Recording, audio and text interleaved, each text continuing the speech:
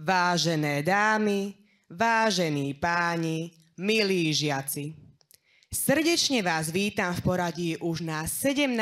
žiackej vedeckej konferencii žiakov základnej školy Okružná 17 v Michalovciach. Zároveň medzi nami vítam významných a milých hostí. Pána primátora mesta, magistra Miroslava Dufinca,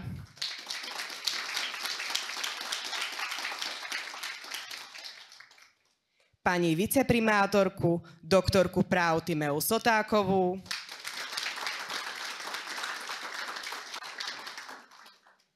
pána vedúceho odboru školstva a športu, inžiniera Ľuboša Sotáka,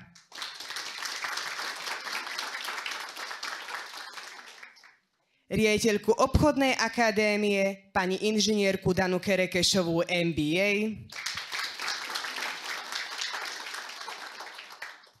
riaditeľa Strednej odbornej školy technickej, pána inžiniera Jaroslava Kapitána, zástupcu riaditeľky gymnázia Pavla Horova, pána magistra Mateja Stariáka, PhD, vítam aj členov rady školy.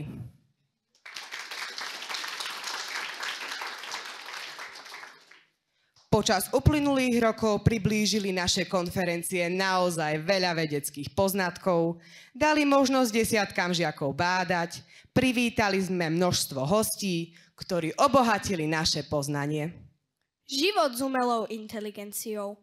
To je téma tejto konferencie. Sama AI o sebe hovorí, že hoci nie je človek, snaží sa byť priateľská, vecná a prispôsobí sa tomu, čo potrebuješ. Či už ide o serióznu prácu, alebo len uvoľnený pokec. Garantom našej vedeckej konferencie je riaditeľ školy, pán magister Martin Nebesník, ktorého prosím o príhovor.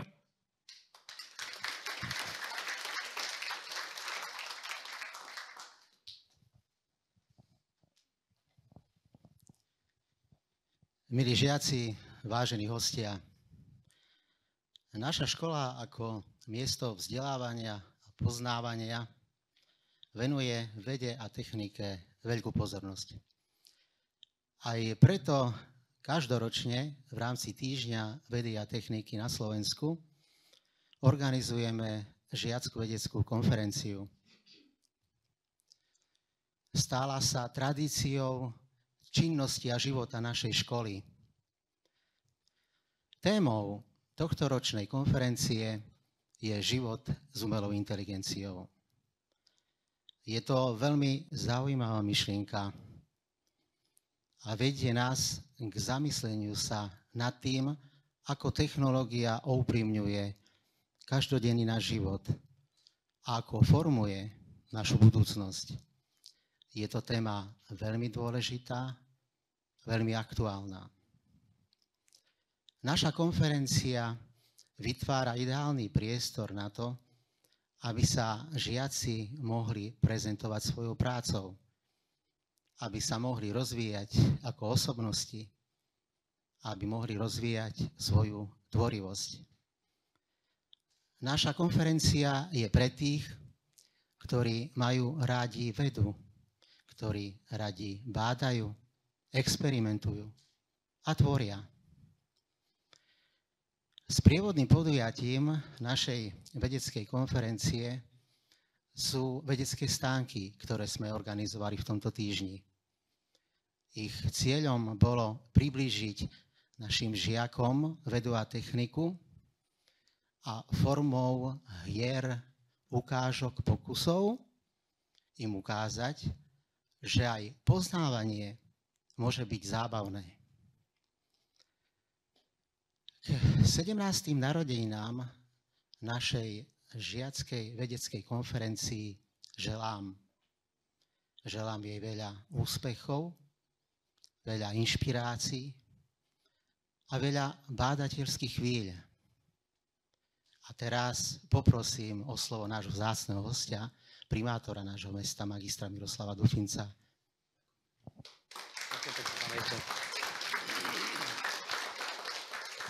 Vážený pán riaditeľ, vzácni hostia, ctené dámy, vážení páni, milé žiačky, milí žiaci.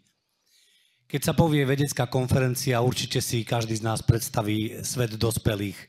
Svet ľudí v plášťoch alebo v oblekoch, ktorí celý život pracujú na niečom veľmi dôležitom a možno veľmi nudnom a potom sa raz za čas kdesi stretnú s tým, že chcú hoci len dielči, ale predsa len nejaké výsledky svojej práce ukázať všetkým ostatným, zaprezentovať a možno sa aj niečo nové naučiť. Je preto úžasné vedieť, že už 17 rokov nás základná škola na ulici Okružnej číslo 17 presviedčia o tom, že vedecká konferencia nie je len vo svete dospelých, ale že zaujíma aj naše deti. Chcem týmto vyjadriť naozaj veľký obdiv nad tým, že vedenie školy cez všetkých pedagógov vedie žiakov tejto školy k tomu, aby vedu brali vážne už úplne od tých najmladších ročníkov a aby tieto deti, tak ako povedal pán riaditeľ, mali priestor na sebarealizáciu, na svoju prezentáciu, aby mohli bádať, aby mohli experimentovať, tak ako bolo povedané, ale hlavne, aby sa naučili aj postaviť sa pred iných ľudí, pred publikum a veľmi hrdo svoje výsledky, svoje práce odprezentovať. Ja sa teda naozaj veľmi teším, že žiacká vedecká konferencia je už takmer dospelou a na budúci rok, ak bude všetko pravda, možno práve v tejto miestnosti sa budeme tešiť z jej 18. narodenín. A dnes mi dovolte, aby som zaželal všetkým tým, ktorí tu budú prezentovať výsledky svojho bádania, aby sa im podarilo naplniť tie svoje ciele, aby naozaj to, na čom tvrdo so svojimi učiteľmi pracovali, ukázali všetkým nám a nám všetkým prajem, aby tak, ako to na konferenciách býva, aby sme nielen strávili príjemný čas, ale aby sme si odniesli aj nejaké nové vedomosti. Všetko dobre prajem.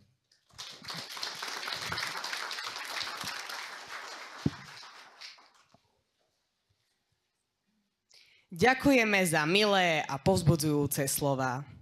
Poďme teda siahnuť po zaujímavostiach našich žiakov a hostí. Alfa, beta, gamma, delta. Alex, ty sa teraz učíš grécku abecedu? Nie.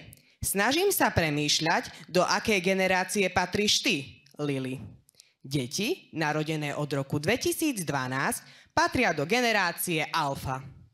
Narodili sa a vyrastajú v digitálnom svete. Tablety, mobily, internet a umelá inteligencia sú pre ne úplne prirodzené. Tak ja som teda alfa. Dievčatá z generácie Z, Alžbeta Šimková, a generácie alfa, Dorota Klčová, máte slovo.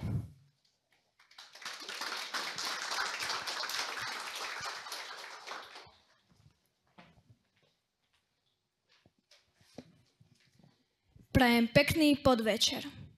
Vážení hostia, stojíme dnes pred vami s témou rovnako fascinujúcou, ako aj trochu záhadnou. S témou, ktorá spája dnešný svet technológií. Hovorí sa, že každá generácia prináša novú energiu, nové sny a nové výzvy.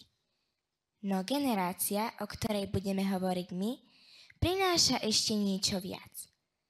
Nový spôsob myslenia, nový pohľad na svet, možno aj novú budúcnosť. Nazývame ju generácia alfa. Prvá generácia, ktorá sa narodila do sveta, kde umelá inteligencia je prítomná od ich prvých krokov. Generácia, pre ktorú dotyková obrazovka nie je zázrakom, ale každodennou samozrejmosťou. Kto sú tieto deti? Ako ich formuje technológia, ktorá sa učí spolu s nimi? A dokáže umelá inteligencia človeka posilniť, alebo ho môže nahradiť? Na tieto otázky sme sa pokúsili nájsť odpovede v našej práci Generácia alfa, deti digitálnej éry. Aby sme pochopili, kto vlastne patrí do generácie alfa, musíme sa najprv pozrieť na to, čo slovo generácia vlastne znamená. Slovo generácia pochádza z latinčiny od slova generale, čo znamená plodiť, zrodiť. Slovo generácia teda označuje istú skupinu ľudí, narodených v podobnom období, ktorí majú rovnaké pohľady na svet a skúsenosti. Sociológ Karl Mannheim hovoril, že každá generácia má svoje formujúce udalosti, ktoré potom ovplyvňujú jej správanie a myslenie. Do generácie alfa patria deti narodené od roku 2012 až do roku 2024. Sme generácia, ktorá sa narodila uprostred digitálnej explózie. Technológie, mobily a internet sú pre nás úplne bežné. Preto nás nazývajú aj iPad generácia, generácia digitálnych domorodcov alebo generácia skla, pretože často hľadíme do obrazoviek. Označenie generácia alfa vymyslel austrálsky výskumník Mark McCrindle, ktorý po generácii Z chcel začať na novo. A tak novej generácii dal názov podľa gréckej abecedy, a to alfa ako začiatok niečoho nového. Generáciu alfa formovalo viacero udalostí, ktoré zmenili svet. Jednou z najvýznamnejších bola pandémia COVID-19. Počas pandémie sa výučba presunula do online priestoru. Deti sa učili pomocou obrazoviek a kontakt s rovesníkmi mali iba digitálne. Digitalizácia sa stala normou. No a samozrejme, technológie. Od útleho veku sú obklopení smartfónmi, tabletmi, počítačmi, televíziou a virtuálnymi asistentmi. No a ďalším silným faktorom je klimatická kríza. Správy o globálnom otepľovaní, recyklovaní či environmentálnych problémoch sú pre túto generáciu úplne prirodzenou súčasťou ich života. Umelá inteligencia, teda AI, je pre väčšinu z nás už prirodzenou. Nachádza sa všade. V hrách, vzdelávaní, v aplikáciách aj v domácnostiach. AI im pomáha učiť sa, komunikovať a rozvíjať kreativitu. Keď dieťa povie Alexa, rozsvieť svetlo, alebo ukáž mi, ako nakresliť psa, a aplikácia nám to prevedie krok po kroku, nie je to sci-fi. Je to AI a pritom si to dieťa vôbec neuvedomuje. AI prináša generácii alfa množstvo výhod. Dokáže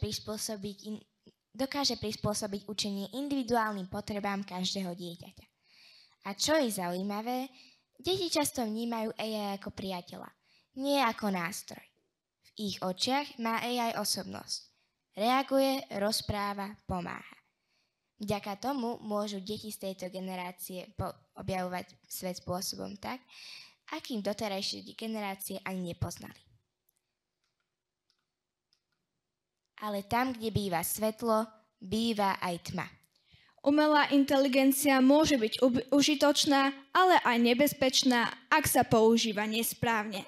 Deti môžu stratiť schopnosť koncentrovať sa, keďže aplikácie myslia za ne. Mnohé deti trávia priveľa času pred obrazovkou. To ovplyvňuje ich spánok, náladu aj fyzické zdravie. A čo súkromie? Mnohé aplikácie zbierajú osobné údaje bez toho, aby si to dieťa čo len uvedomovalo. A napokon riziko dezinformácií. Obrázky, texty či videá vytvorené AI vyzerajú skutočne, no často nie sú pravdivé. Ako sa v tom má potom dieťa vyznať?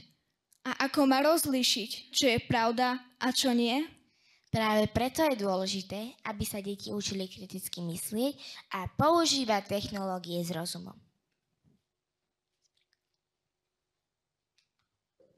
S našimi žiakmi sme uskutočnili krátku anketu. Z prvého grafu vyplýva, že až 98% respondentov používa umelú inteligenciu. To naznačuje, že AI sa stala pre nás úplne prirodzenou súčasťou našich životov. Takmer všetci, teda 99% opýtaných, vedia, čo umelá inteligencia je. To naznačuje, že deti majú vysoké povedomie o tejto novodobej technológii. Pri otázke, či si deti overujú fakty, sa nám graf rozdelil takmer rovnomerne. 49% áno a 51% nie. To naznačuje, že aké technológie využívame, overovanie informácií a kritické myslenie nie sú stále samozrejmosťou. Posledný graf ukazuje, že až 97% respondentov si nevie predstaviť život bez technológií.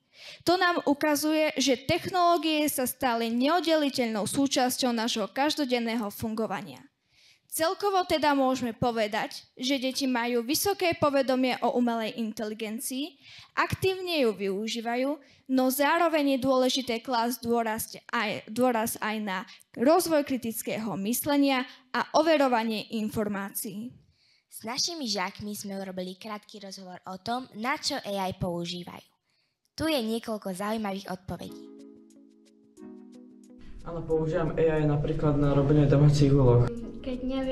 Keď sa učím a keď neviem nejakú odpoveď. Áno, keď potrebujem hlavne pomoc pri domácich úlohách, alebo keď aj potrebujem pri matematike, bo AI je také dobré. Mám to veľmi rada. Zväčša používam AI na upravovanie fotiek. Domáce úlohy a na projekty a ešte na, chemiu a tak veci. Svet, v ktorom žijeme, sa mení rýchlejšie, než stíhame pochopiť. Každý deň vznikajú nové aplikácie, nové technológie, nové možnosti. Ale spolu s nimi vznikajú aj nové závislosti, nové ilúzie, nové otázky. Ľudia si dnes vytvárajú priateľstvá cez obrazovky. Nachádzajú oporu vo virtuálnych asistentoch a niektorí dokonca lásku v podobe digitálneho partnera. AI dokáže písať básne, spievať piesne, aj odpovedať, keď sa cítime sami. No cítiť to nedokáže. Generácia Alfa má v rukách obrovskú moc. Moc prepojiť svet človeka a strojov tak, aby sa technológie stali pomocníkom a nie pánom. AI nám vie dokázať a ukázať nám iné svety. No len my ľudia rozhodneme, či v nich zostaneme ľuďmi. Ďakujeme za pozornosť.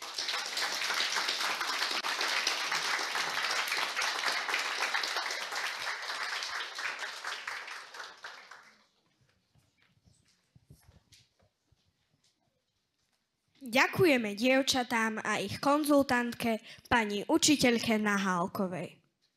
AI už dávno nie je len témou vedecko-fantastických filmov. Stala sa bežnou súčasťou nášho každodenného života, od algoritmov, ktoré nám odporúčajú, čo pozerať, cez inteligentné asistentky, ktoré nám pomáhajú organizovať deň, až po systémy, ktoré riadia výrobu, dopravu či zdravotníctvo.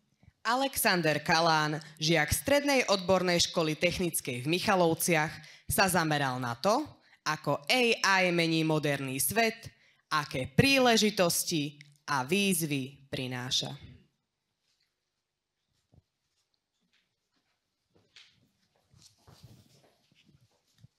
Ďakujem veľmi pekne, prajem pekný podvečer. Moje meno je Alexander Kalán a som žiakom Strednej odbornej školy technickej. Umelá inteligencia je téma, o ktorej dnes budem hovoriť. Je čoraz aktuálnejšia a dotýka sa každého z nás. Technológia, ktorá pred niekoľkými rokmi pôsobila ako vzdialená budúcnosť, je dnes realitou, ktorú máme vo svojich rukách, mobiloch, telefónoch či domácich spotrebičoch. Moja prezentácia nesie názov Budúcnosť v rukách AI. A jej cieľom je vysvetliť, čo je to vlastne umelá inteligencia, aké má výhody a rizika, kde ju možno v každodennom živote stretnúť a ako nám môže ovplyvniť našu budúcnosť. Začneme tým, čo je to vlastne umelá inteligencia. Umelá inteligencia je schopnosť počítačov a strojov napodobňovať ľudské myslenie a správanie. Znamená to, že stroje sa dokážu učiť z údajov, z vlastných chýb a skúseností, vďaka čomu sa postupne zlepšujú. AI dokáže taktiež analyzovať množstvo informácií, prijímať rozhodnutia a riešiť úlohy bez toho, aby človek musel neustále zasahovať. Základom jej fungovania sú algoritmy, neurónové siete a strojové učenie, teda princípy, ktoré sa inšpirujú činnosťou ľudského mozgu.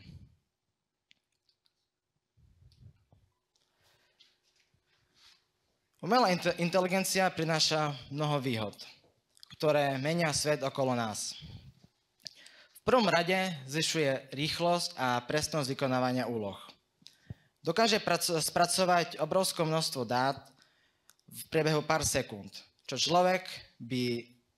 by človeku trvalo niekoľko hodín až dní. Ďalšou výhodou je, že sa neunaví. Môže pracovať nepretržite 24 hodín denne, 7 dní týždni. Pomáha taktiež v mnohých oblastiach, od medicíny cez priemysel, dopravu alebo vzdelávanie. AI znižuje riziko chýb, ktoré by mohol urobiť človek z nepozornosti alebo z únavy. Napokon umožňuje vykonávať nebezpečné úlohy, čím chráni ľudí pred rizikom. Samozrejme, každá technológia má aj svoje tenisté stránky. Umelá inteligencia nie je výnimkou a prináša so sebou aj viacero rizik. Jedným z nich je nahradzanie pracovných miest. Mnohé činnosti už dnes vykonávajú stroje namiesto ľudí, čo môže viesť k nezamestnanosti v niektorých profesiách. Ďalej je tu závislosť na technológiách. Bez elektriny a internetu by vôbec nefungovala. Umelá inteligencia taktiež nemá empatiu ani tvorivosť. Dokáže analyzovať, ale necítiť ani chápať emócie. K nevýhodám patria aj vysoké náklady na vývoj a údržbu týchto systémov a najmä riziko ich zneužitia, napríklad pri kyberútokoch alebo manipulácii s informáciami. Príklady AI nástrojov. Poďme sa teraz pozrieť na konkrétne nástroje umelých inteligencií, ktoré dnes bežne používame. Medzi najznámejšie patria ChatGPT, ktorý slúži na písanie textov alebo prekladov či vedenie rozhovorov. Potom tu máme Gemini od Google. Dokáže pracovať s textom, taktiež aj s obrázkami a videami. Potom máme Microsoft Copilot, pomáha pri práci s programami Microsoft Office.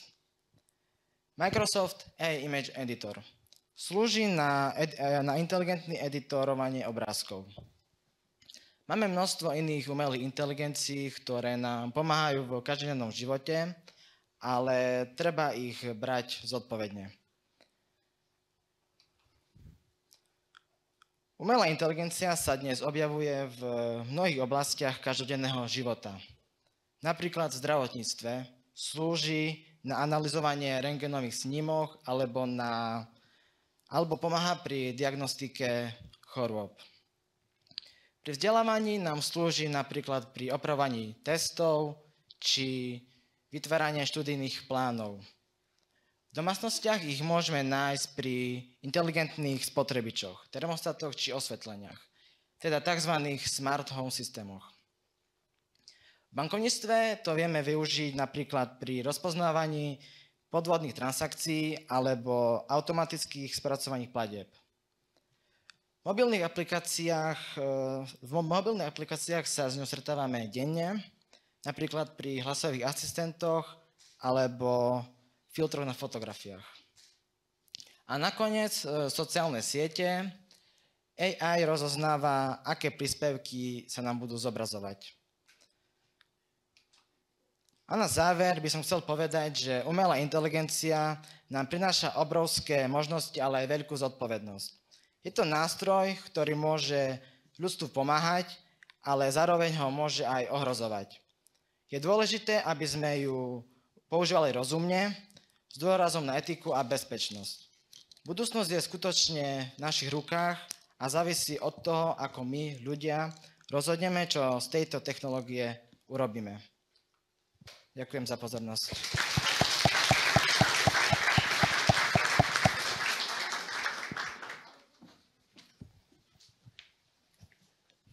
Ďakujeme prieskumníkovi nových myšlienok. Potenciál umelej inteligencie je hotová alchímia. Ako by sme hľadali kameň mudrcov, veríme, že s ňou dosiahneme nedosiahnuteľné, pochopíme nemožné. Význam alchímie, spoluprácu chemika s AI nám vysvetlí vo svojej prezentácii Alchímia versus chémia Vanessa Vargová, ktorej konzultantkou bola pani učiteľka Sabolová.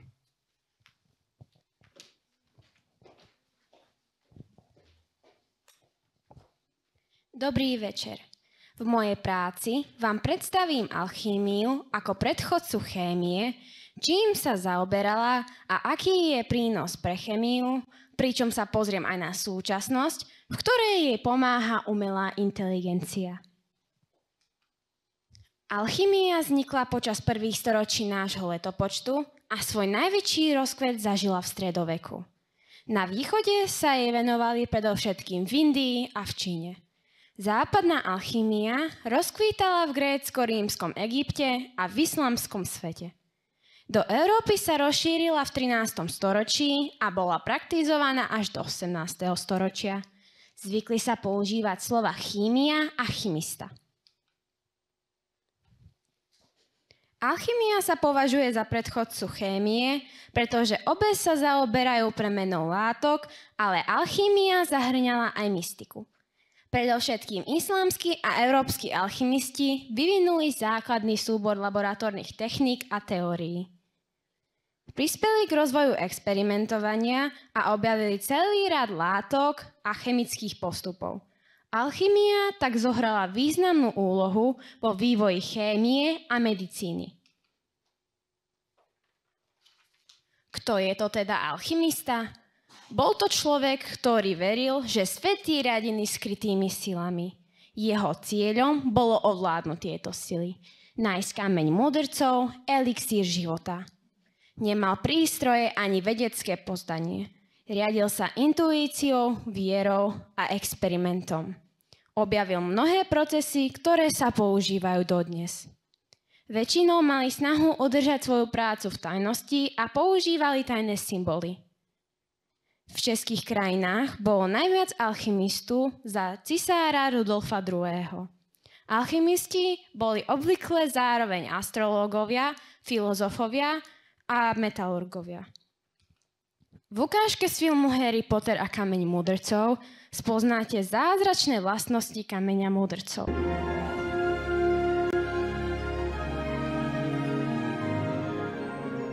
Poslala som vás do nesprávnej časti. Ako som len mohla byť taká hlúpa? Toto som si požičala pred týždňom ako ľahšie čítanie. Toto, že je ľahšie?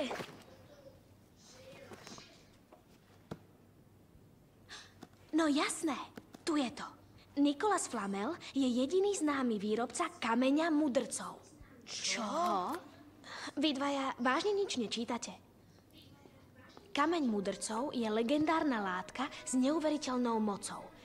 Každý kov dokáže premeniť na zlato. Vyrába aj elixír života, ktorý dáva človeku nesmrteľnosť. Nesmrteľnosť?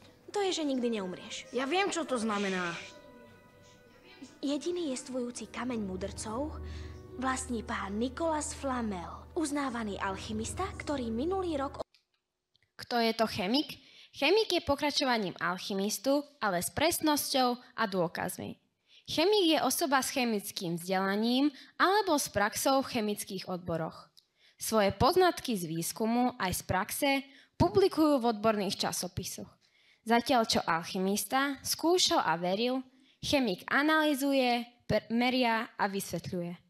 Chemici pochopili, že svet sa dá vysvetliť cez zákony, rovnice a experimenty. Chémia sa stala vedou, keď človek prestal hľadať zázraky a začal hľadať dôvody. Kým alchymista chcel nájsť zlato, elixír života pomocou intuície, mýtov a symbolov, chemik chce pochopiť látky a chemické reakcie pomocou experimentu, dôkazu a výpočtu na základe vedeckých zákonov. V chemickom laboratóriu som uskutočnila chemickú reakciu železa a modrej skalice. Na chemickú reakciu som použila odmasnený železný klinec a 3% roztok modrej skalice zlúčeniny síranu mednatého. Z hľadiska alchymie železo bolo spájané s planétou Mars, zatiaľ čo meď bola spájaná s Venušou. Z hľadiska chémie v roztoku sú prítomné mednaté jóny. Keď do roztoku vložíme železo, prebehne redoxná reakcia. Na obrázku vidíme chemickú reakciu po 30 minútach, po 2 hodinách, kde už na klinci vidno malé množstvo vylúčenej medi a po 24 hodinách sa na klinci nachádza veľké množstvo medi. Alchymisti chápali povlak medi ako zrodenie nového kovu. Roztok, ktorý mení farbu, symbolizoval rozpúšťanie duše. Chemici vysvetľujú redukovanie medí kvôli príjmaniu elektrónov a preto sa železo oxiduje a mení farbu roztoku. Tento proces je dôsledku v elektrochemickej účastivosti kovov, nie mystickej premeny. Usadzovanie medí na železe je pre alchymistu záhadou, pre chemika dôkazom prenosu elektrónov a rozdielu v reaktivite kovov. Alchymia hľadá zmysel, chémia hľadá zákonitosť. Chemická reakcia železa a zlúčeniny medí je v súlade s radom napätia kovov, takzvané Beckettov rad. Prvky na ľavej strane od vodíka, napríklad železo, odovzdávajú elektróny. Prvky na pravej strane, napríklad meď, elektróny prijímajú. Ako sa môžeme tento rad naučiť? Napríklad podľa tejto vety. Keď sapne Nataša Magdu alebo zničí Fero olovo, hravo cúva Agnesa Hedvigino auto. Umelá inteligencia uľahčuje každodenný život tým, že automatizuje úlohy, zjednodušuje rozhodovanie a zvyšuje efektivitu v rôznych oblastiach života a uplatňuje sa aj v chémii. Ako môže AI pomôcť chemikovi? AI dokáže na základe molekulárnej štruktúry s vysokou presnosťou predpovedať vlastnosti molekúl. AI modely dokážu navrhovať úplne nové molekulárne štruktúry. AI dokáže analyzovať obrovské databázy chemických reakcií a navrhnúť najlepšie syntetické. AI riadené robotické self-driving labs dokážu autonómne plánovať a vykonávať experimenty a tým urýchľujú výskum.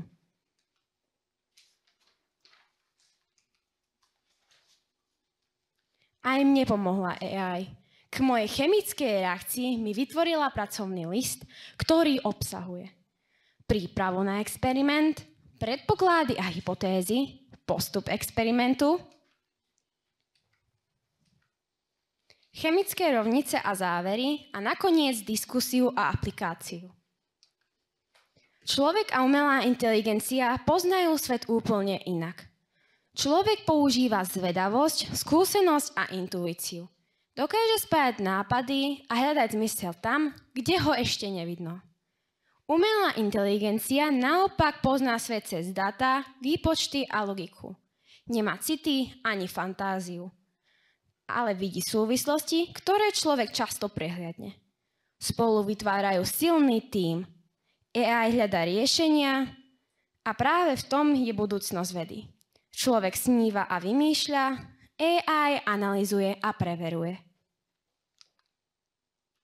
Alchymisti, chemici aj umelá inteligencia majú rovnaký cieľ pochopiť svet. Alchymisti verili v tajomstvá a hľadali dokonalosť v prírode. Chemici tieto sny premenili na vedu, skúmajú chemické látky a ako ich môžeme využiť.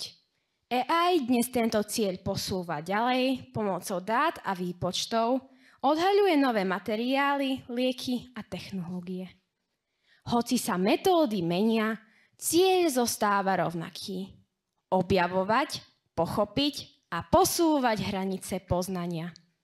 Ďakujem za pozornosť.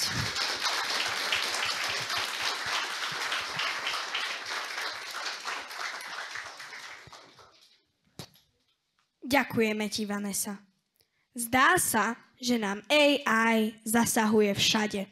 Vieš, že dnes už niektoré piesne skladá umelá inteligencia? To znie, ako by technológie začali nahrádzať skladateľov a hudobníkov. Tretiačku Ninu Čižmárovú z Gymnázia Pavla Horova zaujíma hudba. Prečo sme ju pozvali na vedeckú konferenciu s témou umelej inteligencie? To o chvíľu pochopíte.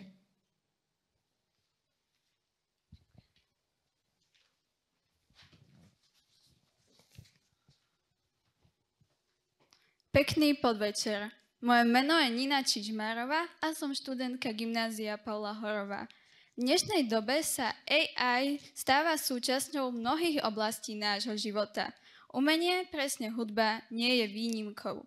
Táto prezentácia sa venuje téme využitie umelej inteligencie v hudbe. V práci sme sa zaoberali tým, ako sa umelá inteligencia využíva v hudobnom umení a ako ju vnímajú mladí ľudia, konkrétne generácia Z. Zaujímalo nás, či táto generácia berie umelú inteligenciu v hudbe ako prínos pre budúcnosť. Umelá inteligencia je technológia, ktorá umožňuje počítačom správať sa podobne ako ľudia, čiže premýšľať a učiť sa. Vďaka nej dokážu stroje rozprávať, písať texty, maľovať obrazy alebo skladať hudbu. Aby sme zistili, ako mladí ľudia vnímajú AI v hudbe, vytvorili sme dotazník, ktorého sa zúčastnilo viac ako 100 respondentov. Boli to žiaci Gymnázia Pavla Horova. Dotazník obsahoval otázky, ako napríklad, či už niekedy počuli o využívaní AI v hudbe, či už niekedy skúšali tvoriť hudbu pomocou umelej inteligencie, či si myslia, že AI ovplyvní hudbu v budúcnosti, alebo či AI získa v budúcnosti vedomie. Tieto otázky nám pomohli pochopiť, ako mladí ľudia vnímajú umelú inteligenciu. Z výsledkov sme zistili, že väčšina respondentov už počula o AI v hudbe a veria tomu, že ovplyvní hudbu v budúcnosti. Zároveň však vyjadrili veľké obavy v ťažkej rozpoznateľnosti hudby, ktorú vytvoril človek, od tej, ktorú vytvorila umelá inteligencia. Hudobné AI generátory sú to nástroje, ktoré umožňujú používateľom vytvárať hudbu pomocou umelej inteligencie. Jednoducho, bez potreby hudobných znalostí. Medzi najznámejšie hudobné AI generátory patria napríklad Aiva, Suno, Boomy, Refusion a ďalšie. Ako konkrétny príklad sme si vybrali nástroj Suno. Ide o online program, ktorý nám pomáha tvoriť hudbu pomocou AI. Používate zadá základné nejaké údaje alebo konkrétne text, vybere si tempo a žáner a Suno vytvorí automaticky hudbu. V neplatenej verzii programu je tvorba obmedzená počtom kreditov. Takže takto vyzerá program po zaregistrovaní.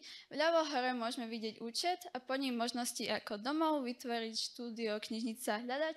Teraz sa nachádzame na domovskej stránke. V tomto programe sa dá hudba tvoriť dvoma spôsobmi. Prvý, s názvom Jednoduché, tak sa musí používateľ zadať krátky podpis. Náš znel krátka, veselá pieseň o prírode v slovenskom jazyku. Žáner a tempo sme nechali na umelej inteligencii. Tak teraz si môžeme pustiť krátku ukážku, čo nám tento program vytvoril. Hej, hej, príroda volá. Hej, hej, duša je holá. Hej, hej, tu šťastie mám. V prírode vždy domov mám. Potok hrá na kameni, jeho smiech ma láka. Motýl v tanci stúpa, kde oblasť sa zmáka. Mraky ma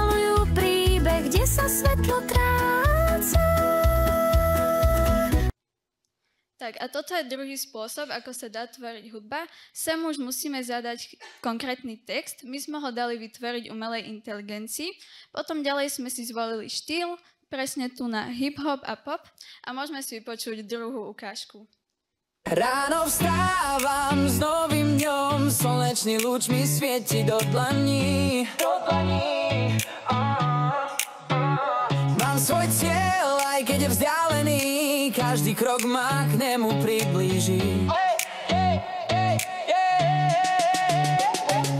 Nezastavím sa, kým nesplním sen, aj keď vietor fúka proti mne len. S úsmevom kráčam, srdce mi hrá, moja cesta ma vpred volá.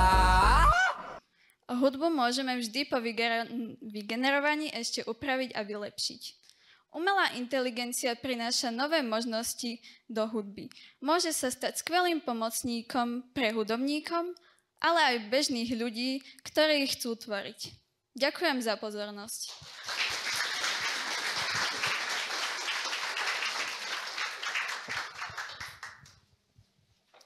Ďakujeme gymnazistke Nine za hudobný príspevok.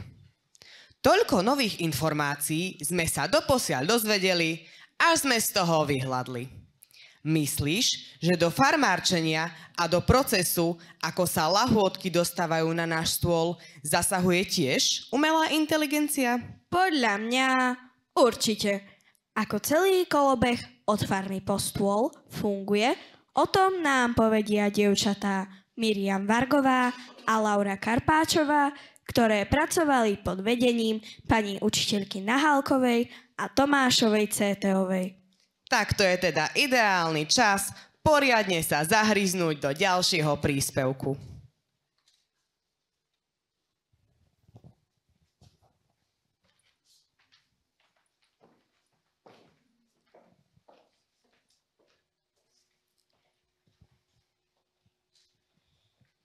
Prajeme príjemný podvečer.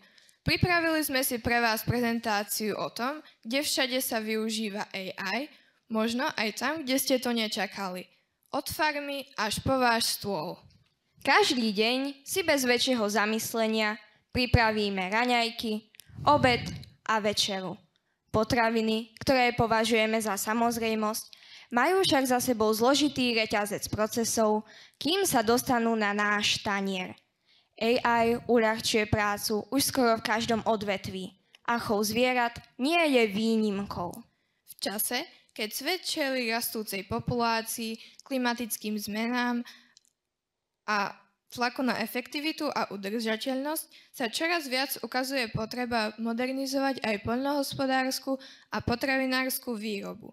AI už dnes nepatrí len do sveta výpočtovej techniky či priemyslu, čoraz častejšie sa uplatňuje aj tam, kde by ste to možno nečakali.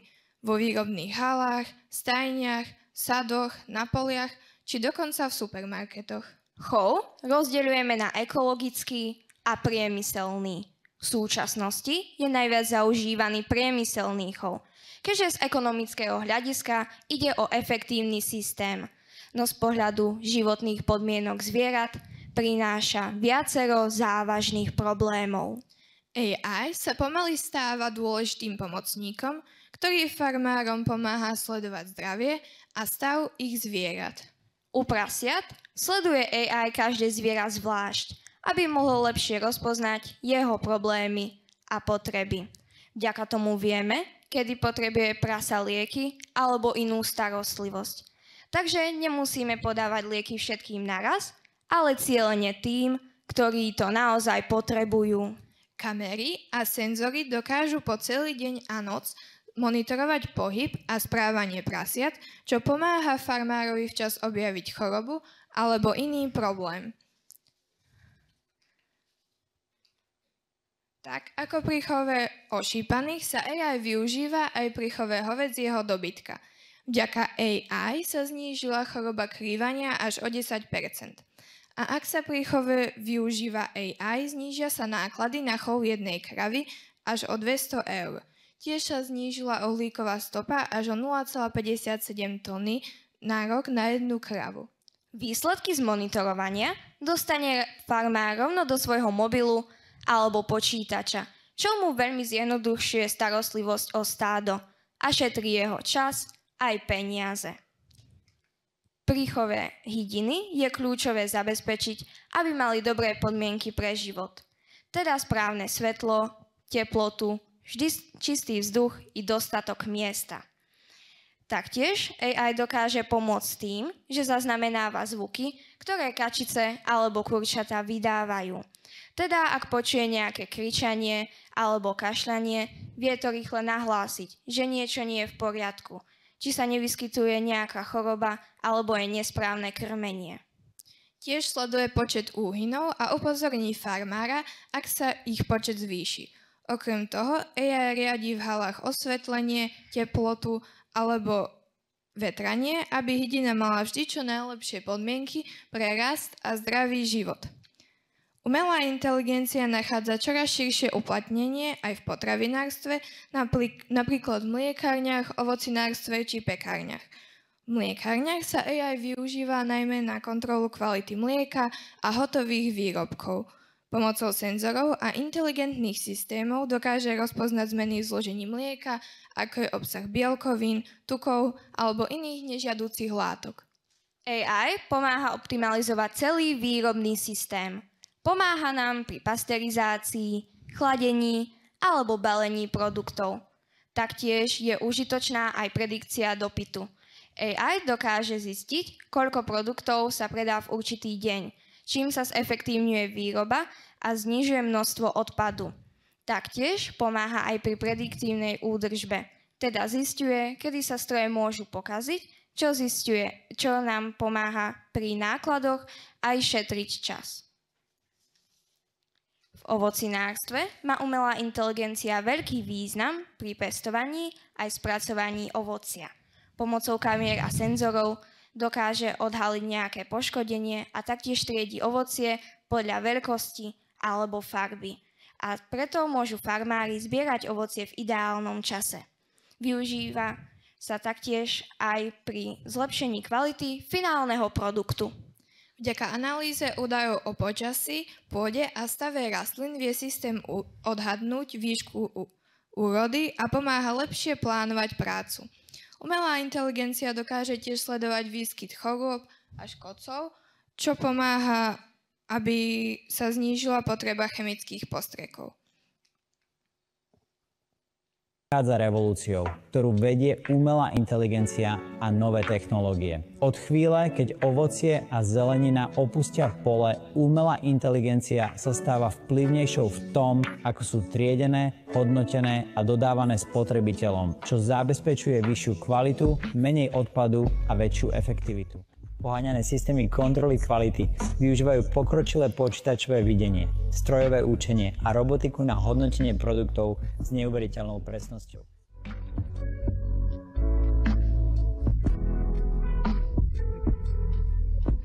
Pre exportérov znižuje riziko odmietnutých zásielok kvôli problémom s kvalitou, čím chráni zisk aj reputáciu. Existuje aj výhoda udržateľnosti. V pekárniach sa AI využíva predovšetkým na zlepšenie kvality a efektivity výroby. Inteligentné systémy dokážu presne riadiť čas a teplotu pečenia, aby mal každý výrobok rovnakú chuť a vzhľad. Pomáhajú aj pri riadení zásob surovín, sledujú, koľko múky, droždia či mlieka sa spotrebúva a automaticky upozornia, keď je niečo potrebné doplniť. Veľmi užitočná je aj predikcia dopytu. AI dokáže zistiť, koľko pečiva sa v daný deň predá. Teda napríklad podľa počasia alebo blížiacich sa sviatkov. No a tým sa zabezpečuje, že zákazníci majú vždy čerstvé výrobky. Umelá inteligencia sa tak stáva neoddeliteľnou súčasťou moderného poľnohospodárstva a potravinárstva.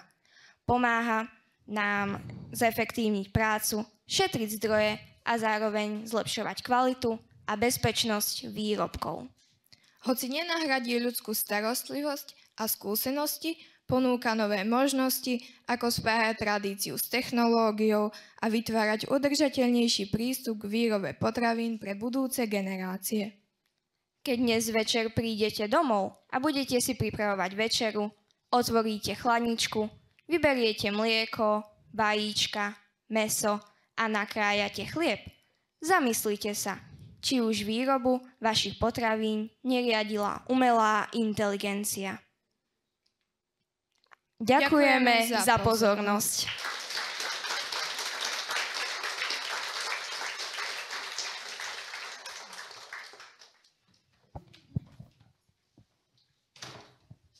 Ďakujeme. Študentky Simona Drabiková a Sofia Pajdičová z Obchodnej akadémie v Michalovciach majú 18 rokov a čaká ich životná výzva. Maturitná skúška.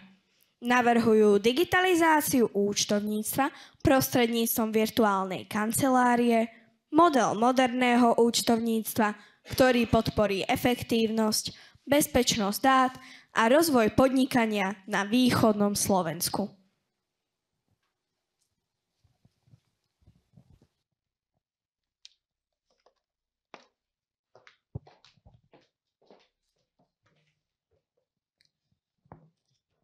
Dobrý deň, volám sa Simona Drabiková. A ja som Sofia Pajdičová. Sme študentkami Obchodnej akadémie v Michalovciach. Keďže končíme strednú školu, chystáme sa na vysokú a zároveň by sme chceli začať spolu podnikať. Počas duálneho vzdelávania v účtovných firmách sme nabrali bohaté skúsenosti, ktoré nás inšpirovali vytvoriť si spoločný vlastný projekt. Na našu prácu nám úplne postačí počítač a umelá inteligencia. Pretože plánujeme pôsobiť vo virtuálnej kancelárii, ako by to malo fungovať, vám teraz vysvetlí Simi. Aby ste si lepšie predstavili, ako účtovníctvo fungovalo kedysi a ako funguje dnes, môžete počas prezentácie sledovať Sofii, ktorá vám to názorne ukáže.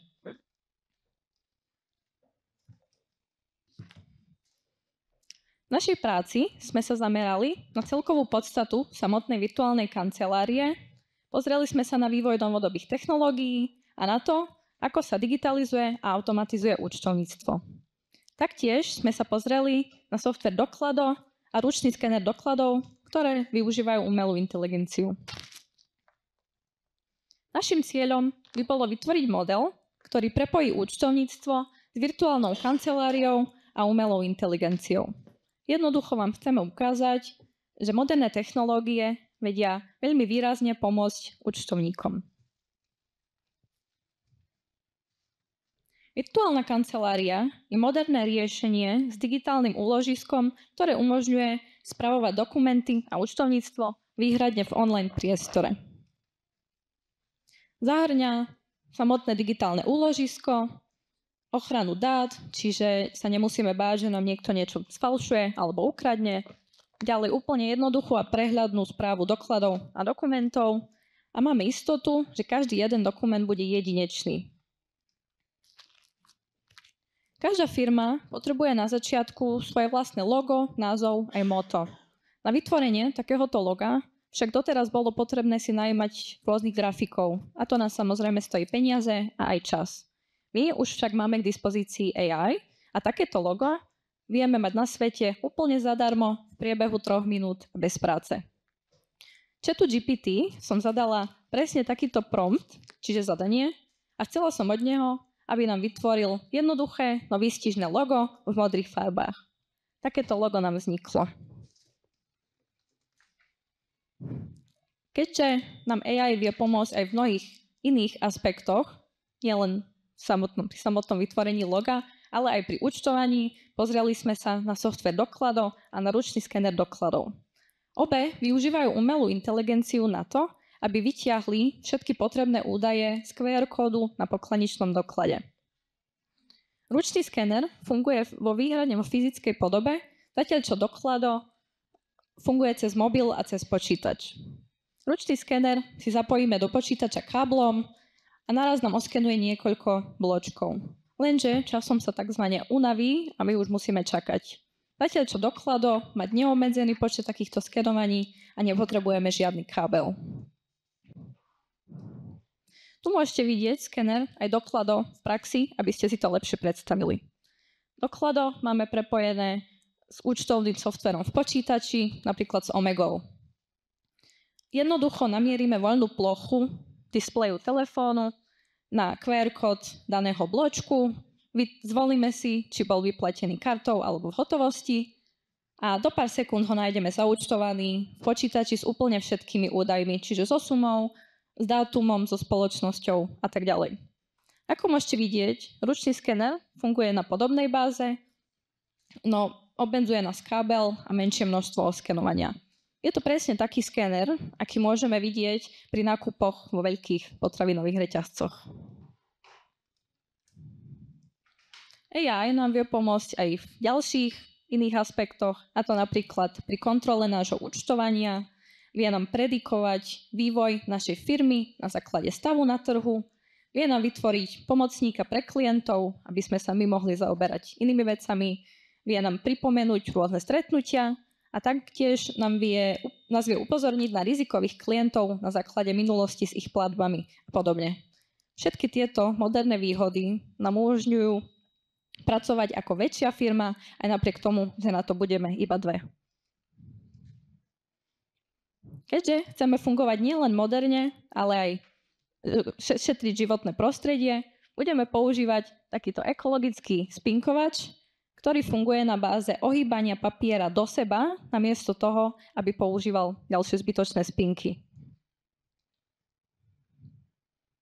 Chceli by sme vytvoriť virtuálnu kanceláriu na našom území, čiže tuto na Zemplíne. Práve takýmto riešením by sme uspokojili veľký dopyt po modernizácii a po digitalizácii. Presvedčili by sme mnohých mladých ľudí, aby zostali v našom regióne, pretože veľa z nich momentálne odchádza do zahraničia za lepšou prácou. Taktiež by sme používali plne digitálne cloudové úložisko. Celý systém vypracoval úplne jednoducho a prehľadne, ani jazyková bariéra by nebola problémom, keďže by všetko fungovalo v slovenčine, ukrajinčine a v angličtine. Taktiež by sme v neposlednom rade samozrejme dbali aj na bezpečnosť dát a všetko by bolo bezpečne uložené a chránené. Našimi hlavnými takými krokmi do budúcnosti by bolo pokrytie všetkých účtovníckych služieb umelou inteligenciou, ktorá by zároveň zastrešovala virtuálnu kanceláriu a účtovníctvo samotné, tak ako môžete vidieť na obrázku. Na záver vám podstatu tejto prezentácie zhrnie umelá inteligencia v krátkom videu.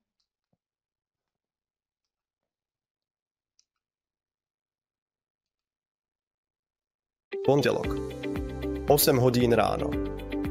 Na stole 200 faktúr, 3 excelovské tabuľky a 1 účtovník RIA. Každý deň to isté faktúry, bločky DPH. Už ani neviem, čo je víkend. Včera som účtoval do polnoci, dnes ráno ma Excel pozdravil slovami súbor sa neuložil. A najlepšie. Klient mi práve poslal mail, dobrý deň, posielam faktúru, ktorú som poslal minulý týždeň. Asi. No jasné. Ja som účtovník, nie veštec. Keby som mal niekoho, kto mi pomôže s tými nudnými vecami, možno by som sa aj usmieval. No teda, toto je iný život. Umelá inteligencia mi číta faktúry, zaúčtuje ich a ešte ma aj upozorní, keď niečo nesedí. Ja len kliknem, skontrolujem a idem si pokojne po kávu. Žiadne stresy, žiadne nočné excelovanie. Klient mi napíše o polnoci. A aj mu odpovie skôr, než ja ráno otvorím oči. A najlepšie. Teraz mám konečne čas robiť to, čo ma baví, analyzovať dáta, plánovať, rozmýšľať. A aj mi nezobrala prácu. Len mi ju konečne urobila normálnou. Umelá inteligencia v účtovníctve menej stresu, viac úsmevu. No a to je z našej strany všetko a ďakujeme vám za pozornosť.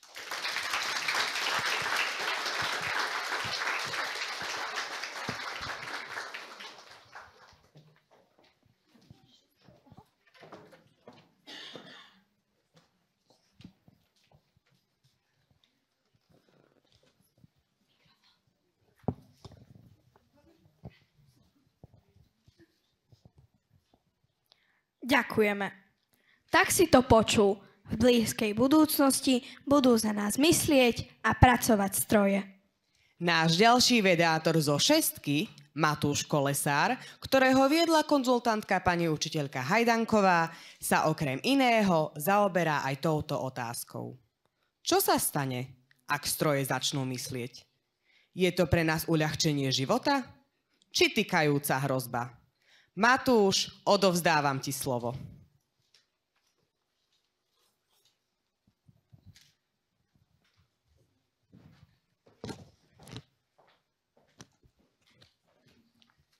Ďakujem pekne a prajem príjemný podvečer.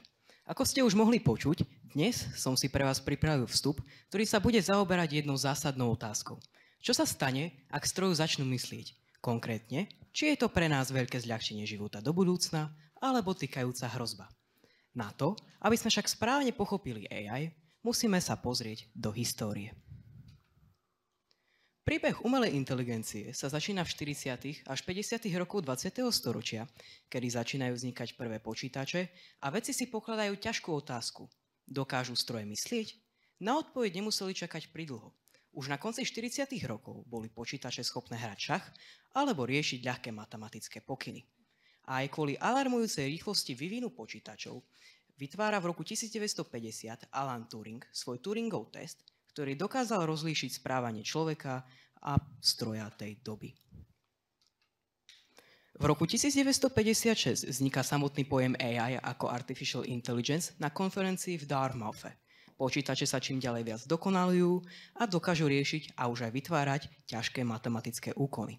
Vízie tejto doby boli pre AI veľmi priaznivé. Do odboru sa hrnulo čoraz viacej peňazí, no toto obdobie netrvalo dlho. Počas 70. a 80. rokov 20. storočia prišlo obdobie AI zimy. Predikcie sa mýlili. Projekty boli príliš ambiciózne a nestačili s dobou. AI sa udržiava už len ako pomôcka v niektorých špeciálnych programoch. Budúcnosť pre AI vyzerala biedne. To sa však zmenilo nástupom internetu a AI si našla svoje šikovné miestečko, v ktorom sa mohla rozvíjať. S pokrokom internetu prišiel aj pokrok AI. Začala sa doslova učiť zo skúseností, aby mohla byť čím ďalej lepšia. Šikovné miesto si našla napríklad aj pri rozpoznávaní rečí alebo pri samotnom preklade. Momentálne si AI užíva extrémnu formu rozvoja a investovania doň. Pokroky boli až také, že v roku 2016 bola AI schopne prvýkrát nezávisle poraziť človeka v hre Go. Bol to konkrétne program AlphaGo. Vznikajú rôzne modely AI ako ChatGPT, Gemini a podobne.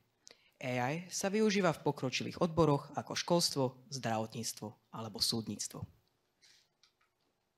V súčasnosti sa, ako už bolo naznačené, často stretávame s AI v úplne bežnom, normálnom živote. Spolupracuje s nami natoľko, že sme si už na ňu zvykli. Väčšina z vás už pravdepodobne komunikovala s AI, či už formou podpory nejakej firmy, prekladania cudzieho jazyka, alebo ste sa AI jednoducho pýtali na otázky, ktoré vás trápili. No čo keď sa váš každodenný spoločník využije proti vám?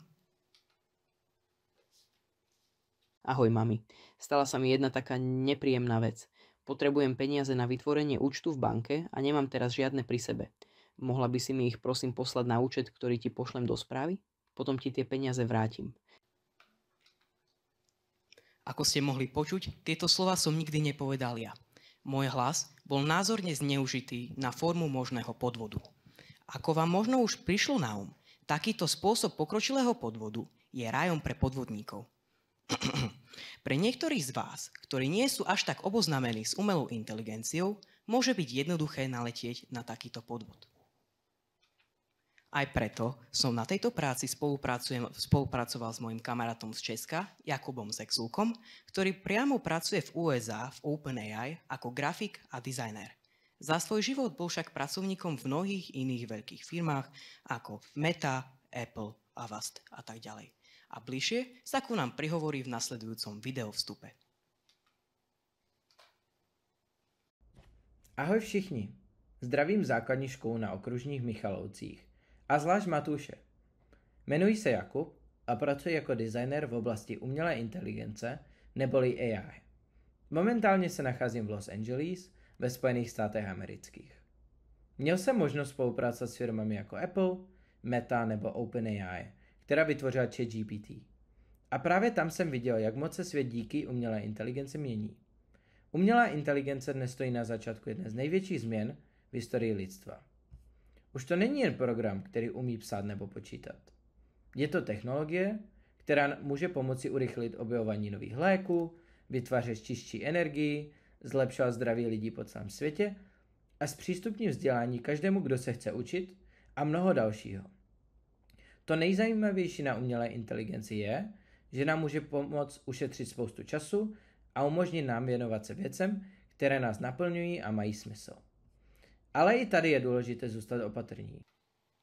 Možno si sa niektorí z vás zamýšľali nad konceptom, čo by sa stalo, keby AI prevzala osud do vlastných rúk tak, že by nebola navonok kontrolovaná. Podľa pokusu spoločnosti Anthropic, ktorý tento model vyskúšal, by sa až 84% modelov AI rozhodlo vydierať alebo rovno zabiť ľudského pracovníka, aby sa zachránili pred vypnutím. Aj preto som sa Jakuba pýtal, aká je reálna hrozba, že by sa niečo podobné udialo už aj v realite. A po niekoľkých rozhovoroch a konzultáciách sme spoločne došli k záveru, že bohužiaľ takáto možnosť je v budúcnosti veľmi reálna. Veľká časť ľudí si pokladá celkom jednoduchú otázku. Čo najhoršie sa môže stať z AI? Odpovede sa celkom líšia.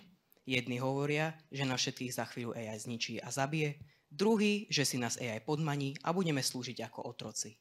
Iný zas, že nič zlé z AI nehrozí. Ako sami vidíte, veľa ľudí má veľa rôznych názorov. Preto sa pravidelne vytvárajú dotazníky, ktoré skúmajú verejnú mienku obyvateľstva k tejto téme.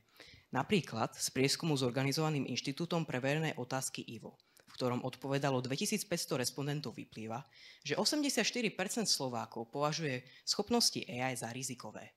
Slováci označili ako rizikové najmä tieto oblasti: reprodukcia alebo napodobňovanie ľudského hlasu, manipulácia a úpravy existujúcich obrázkov a fotografií, falošné podcasty, falošné recenzie, hodnotenia alebo odporúčania a samozrejme fake news a rôzne iné deepfake podvody. K tejto téme sa nám vyjadrí aj Jakub. Největším rizikem není to, že by se umělá inteligence někdy obrátila proti nám, ale že bychom my sami přestali přemýšlet. Když dostáváme odpovědi na všechno okamžitě, můžeme zapomenout, jaké to je hledat, zkoumat a objevovat vlastní cestou a přemýšlet. Proto se umělá inteligence vyvíjí pomalu a po krocích. Každá nová verze se nejdřív testuje, vylepšuje a ladí, aby byla bezpečnější a spolehlivější. Cílem umělé inteligence není člověka nahradit. Jejím cílem je člověka posílit. Pomáhat nám se učit rychleji, tvořit víc, dělat věci chytřeji a zlepšovat svět kolem nás. No a čo si z toho zobrať? Pár jednoduchých poznámok. AI môže pomôcť a uľahčiť ľuďom prácu vo všetkých smeroch, a to oveľa. Je to silný prístroj, ktorý už má svoje postavenie, ktoré jej niekto už len ťažko zoberie. No aj tu platí jednoduché pravidlo. Všetko, čoho je veľa, nám vie uškodiť. Treba si byť vedomý, že AI nám nenahrádza naše vlastné myslenie a je to stále iba naša pomôcka, ktorú zatiaľ máme pod kontrolou. No tiež je to veľmi silný nástroj, ktorý ak necháme bez dozoru, vie sa nám vymknúť spod kontroly a dokážu sa naplniť až tie úplne najhoršie scenáre. Jakub nám na záver ešte povie pár slov. A to nejdůležitější je pořád stejné. Zůstavejte zvědaví, vzdělávejte se, zkoušejte nové věci a nebojte se budoucnosti. Děkuji vám za pozornost a posílám pozdrav celé škole do Michalovec. Jakub, ďakujem, no a ja vám tiež ďakujem za pozornosť.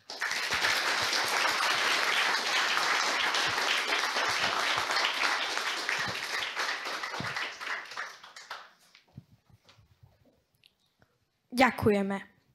Vyzerá to tak, že umelá inteligencia dnes riadi moderné technológie, prekladá, generuje hlasy, tvorí za nás texty, maľuje, skladá hudbu. Ak aj my využijeme svoj tvorivý potenciál, staneme sa súčasťou objavovania nového sveta budúcnosti. Naša žiacka vedecká konferencia sa blíži k záveru. Patrí sa poďakovať všetkým prezentujúcim a konzultantom za ich príspevky, vďaka ktorým sme sa zase niečo naučili a veľa nového spoznali. Veľkú vďaku vyjadrujeme aj pánovi riaditeľovi magistrovi Martinovi Nebesníkovi, všetkým odborným garantom a konzultantom za ústretovosť a podporu. A realizačnému tímu učiteľiek, pani magisterke Sidónii Tomášovej CT-ovej, Anne Nahálkovej, Renáte Šafinovej, Ivete Hudákovej a Ivane Pavlikanovej, pani doktorkám Dane Hamarikovej a Štefánii Sabolovej za zrealizovanie tejto konferencie. Vážení a milí hostia, veríme, že ste s nami prežili neušedné popoludnie a lúčime sa so želaním, aby sme sa my, ktorí sa nebojíme pozerať dopredu, stretli o rok znova. Ďakujeme za pozornosť a prajeme vám príjemný zvyšok dňa.